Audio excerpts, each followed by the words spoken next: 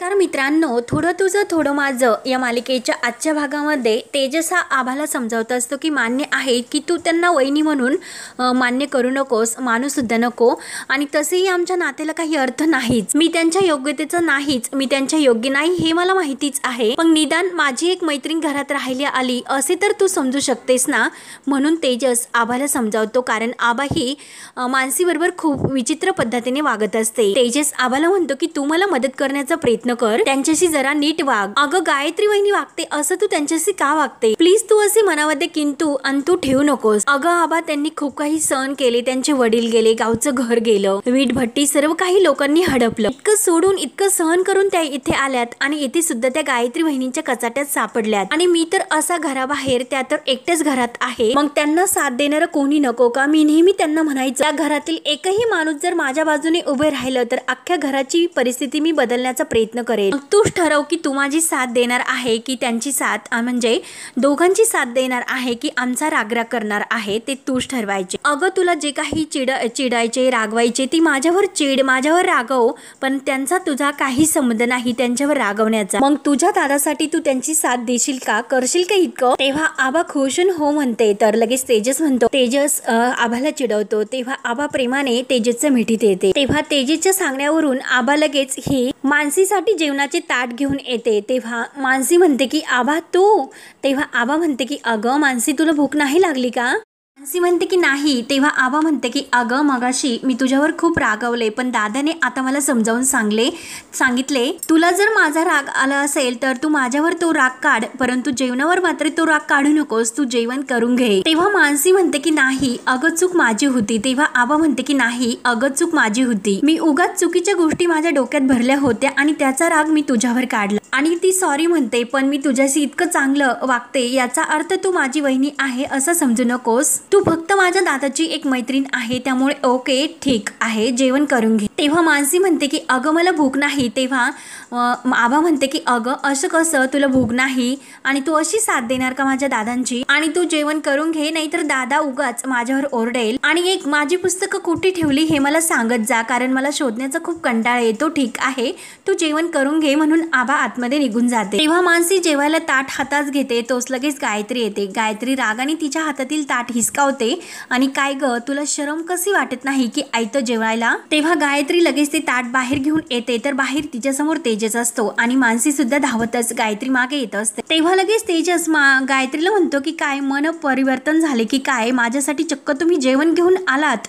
तेव्हा गायत्री म्हणते की छे, तुझ्या बायकोचं ताट आहे, घास तिच्या घशाखाली कसा उतरतो कुणास ठाऊक. आणि म्हणते की इला घरच्यांचं मन जिंकायचं, परंतु घरच्यांचं मन जिंकणं इतकं सोपं नसतं, त्यासाठी खूप मेहनत घ्यावी लागते. इतकं वरवर असं बोलून मन नाही जिंकता येत. सासू सासऱ्यांच्या औषधाचा खर्च, वर नंदेच्या पुस्तकांचा खर्च, त्यासाठी पैसे कमावे लागतात, नोकरी करावी लागते. करणार आहेस का तू? तेव्हा मानसीच्या डोळ्यात पाणी येते. मानसी म्हणते की का ग मी एकटीने का करायचे हे सर्व, तू सुद्धा या घरची सून आहे, मग घे ना तू जबाबदारी. काय हो की नाही तेजस? जमणार आहे का तुझ्या बायकोला की आयतच गिळणार आहे ती सुद्धा? आणि रागाने मानसीचा हात धरते आणि तिला त्या तेजस झोपतो त्या पलंगावर रागाने बसवते आणि गिळ एकदाच असं म्हणते. रागाने मानसी गायत्री आतमध्ये निघून जाते. तेव्हा तेजस हा मानसीला म्हणतो की लकी जाम, तुम्ही प्लीज त्या बाईकडे लक्ष देऊ नका, ती बाई तर अशीच आहे, दुसऱ्याच्या तोंडासमोरील घास सुद्धा काढून घेण्यात ती मागे पुढे बघत नाही. तुम्ही इतकं मनाला लावून घेऊ नकास, खरंच तुम्ही हे ताटातील जेवण थोडंसं खाऊन घ्या,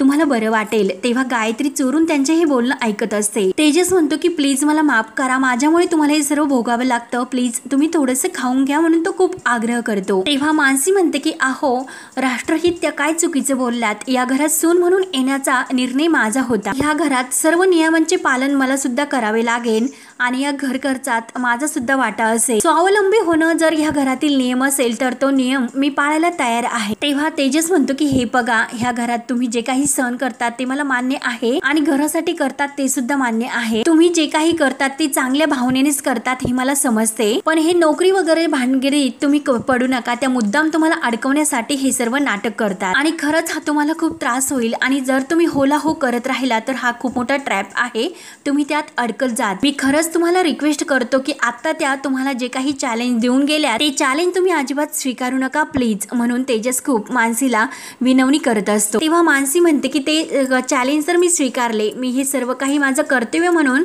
या घरासाठी करत राहणार। तेव्हा तेजस म्हणतो की हे बघा, आपलं नातं खूप वेगळं आहे, मैत्रीच्या पलीकडचं सुद्धा, आपण या लग्नाच्या बंधनात अडकलेलं आहोत, त्यामुळे मला असे वाटते की हे वर्कआउट नाही होऊ शकणार। तेव्हा मानसी म्हणते की तुम्हाला असे वाटते की वर्कआउट नाही होणार, परंतु आपली पार्टनरशिप तुम्हाला आठवते का? आपण दोघं बेस्ट पार्टनर आहोत असे समजा, आणि या पार्टनरशिपमध्ये दोघांना एकमेकांना मदत करायची, म्हणूनच मला ही नोकरी करायची।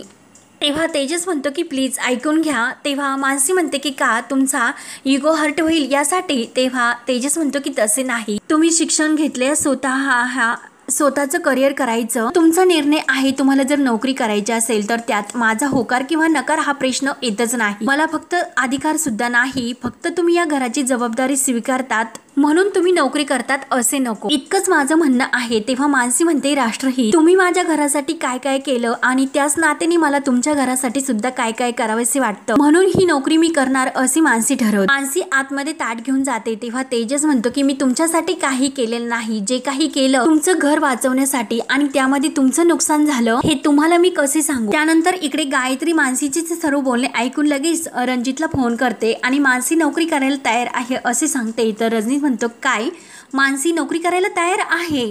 तेव्हा गायत्री म्हणते की मी तिच्यासमोर अशी परिस्थिती तयार केली तर तिला होकार देवाच लागला। तेव्हा रणजित विचारतो की तुम्ही तर मानसीला काही त्रास तर दिला नाही ना? तर गायत्री म्हणते की छे तिला कशाला त्रास देऊ, मी फक्त तिला पटवून दिले की नोकरी कशी करायची ते। तेव्हा रणजित विचारतो की तेजस तयार झाला का? तेव्हा गायत्री लगेच हसते, मानसीने स्वतःच हा निर्णय घेतला त्यामुळे तेजसला तर मान्य करावंच लागेल। मग रणजितराव, आता तुमचा पहिला डाव टाकण्याची वेळ तर आलीच, त्यामुळे नीट विचार करून हा डाव तुम्ही टाका। तेव्हा रणजित म्हणतो की मी असा डाव टाकतो की मानसी ही तेजसच्या आयुष्यातून कायमची निघून जाईल, तिला सुद्धा कळणार नाही की कसे ते। मग बांधला मी तेजसच्या गळ्यामध्ये पट्टा। तर गायत्री खुश म्हणते की शाबास। त्यानंतर दसऱ्याचा सण असतो आणि त्या दिवशी सर्वजण छान तयार होतात, पूजा वगैरे सर्व काही व्यवस्थित सुरू असते। तर आबा म्हणते की दादा हे बघ सरस्वती मी काढली। तर दिनू म्हणतं की तुला तर छान जमली।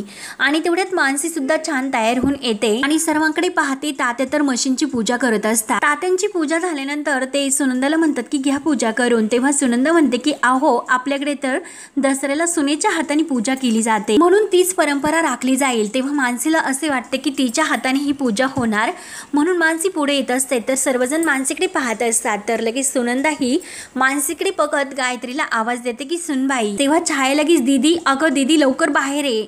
तेव्हा गायत्री बाहेर येते। तर गायत्री म्हणते की अगं काय, कशाला आवाज देत होतात?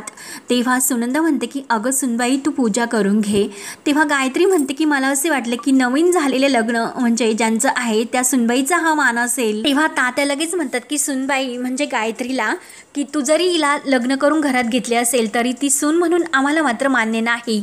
ते ऐकून मानसीला खूप वाईट वाटते, मात्र गायत्रीच्या अगदी मनासारखे होत असते। तात्या म्हणतात की जे स्वतःचा उल्लेख लग्न अगोदरच पत्नी म्हणून करतात आणि या आपल्या फसवच्या नाटक कंपनीला मी लग्न म्हणून नाही मान। तेव्हा गायत्री म्हणते की समजले का मानसी, मी नानासाहेबांचा शब्द कसा म्हणजे तात्या साहेबांचा कसा ना करू, तुला मात्र माझा मान कधीही नाही मिळू शकत। त्यामुळे तू एक काम कर, तसेही तुला या घरात सून म्हणून कोणी मान्य केलेले नाही, त्यामुळे तू हे लग्न मोडून टाक। तर मानसीला खूप मोठा धक्का बस। गायत्री म्हणते की आमच्या सगळ्यांच्या आयुष्यात तू कायमची हे लग्न मोडून निघून जा, दसऱ्याचा शुभ मुहूर्त आहे त्यामुळे सीमा उल्लंघन होऊन जाऊन। तेव्हा मानसी ही मोठ्या थाटात ती पूजा करते। तर मानसी देवीला हात जोडते की देवी आई मला या कुटुंबाची घडी व्यवस्थित बसवायची आहे, त्यासाठी तुझा आशीर्वाद मला दे। आबाची जीवाची सुद्धा खूप तळमळ होत असते, कारण गायत्री तर मानसीचा अपमान करत असते, हे तिला सुद्धा सहन होत नाही।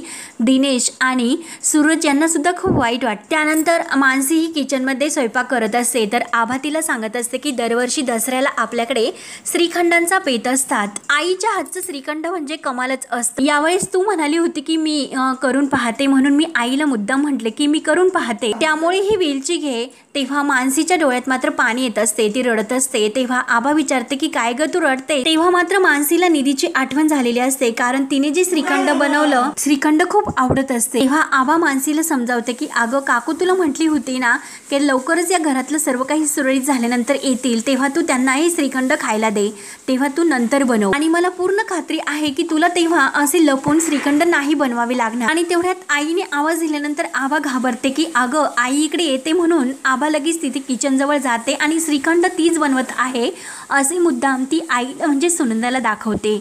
मानसी बाजूला उभी असते तर सुनंदा म्हणते की आभा अगं श्रीखंड जमते की नाही की मी बनवू? तेव्हा आभा म्हणते की नाही आई जमते, व्यवस्थित जमतंय आणि मला खात्री आहे की पूर्णपणे हे श्रीखंड छानच होणार. तेव्हा आभा म्हणते की करते मी व्यवस्थित. तर लगेच सुनंदा म्हणते की हो चालून दे तुझं, मी आलेच. तोपर्यंत सुनंदा बाहेर जाते तर मानसी लगेच आभाजवळ येते आणि तिला थँक्यू म्हणते. तेव्हा आभा म्हणते की अगं थँक्यू म्हणू नको, फक्त माझ्या दादाची साथ दे आणि त्याच्या पाठीशी उभी राहा. आणि तेवढ्यात मानसीच्या मोबाईलवर कॉल येतो तर आभा म्हणते की ठीक आहे, तोपर्यंत तू फोन घे, मी बघते तोपर्यंत. तेव्हा मानसीच्या काजल मैत्रिणीचा फोन असतो, फोन घेते आणि काजल बोल असे म्हणते. तेव्हा काजल म्हणते की अगं मानसी, मी माझ्या ऑफिसमध्ये तुझ्या जॉबविषयी बोलणं केलं होतं, मी तुझी प्रोफाईल तेथे सेंड केली, तू फक्त तेथे ये आणि इंटरव्ह्यू दे, तुझं सिलेक्शन अगदी सहज होईल. तेव्हा मानसी खुश होते आणि थँक्यू काजल, पण इंटरव्ह्यू कधी आहे असे विचारते. तेव्हा काजल म्हणते की आजच आहे. तेव्हा मानसी म्हणते की काय आज कशी येऊ, कारण घरी दसरा आहे. तेव्हा काजल म्हणते की हे बघ, तू नाही म्हणू नकोस, चांगली कंपनी आहे आणि तुझी परिस्थिती पाहता तुला खूप हेल्पच होईल, मी तुझी कंडिशन समजलेली आहे, तू टेन्शन घेऊ नको, तू फक्त वेळेत इंटरव्ह्यूला ये, मी तुला अंडरस्टँड करते. मानसी फोन ठेवते आणि हे सर्व रणजित हा काजलकडून करून घेतो आणि तो म्हणतो की व्हेरी गुड काजल, मानसी एकदा माझ्या कंपनीत जॉब करायला लागली मग तुझा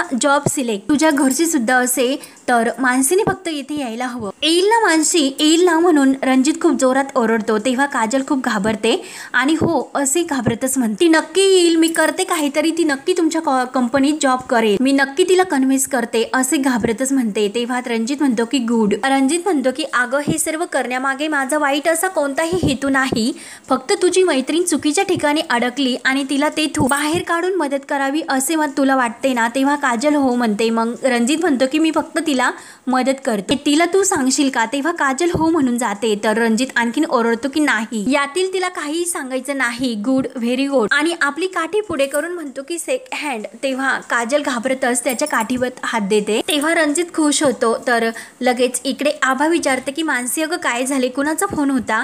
तेव्हा मानसी म्हणते की अगं माझ्या एका मैत्रिणीचा कॉल होता आणि तिने मला नोकरीची ऑफर स्वीकारून दिली. तेव्हा आभा म्हणते की अगं वाव, खरंच कॉंग्रॅच्युलेशन्स, किती आनंदाची बातमी आहे, थांब मी लगेच दादांना सांगून येते.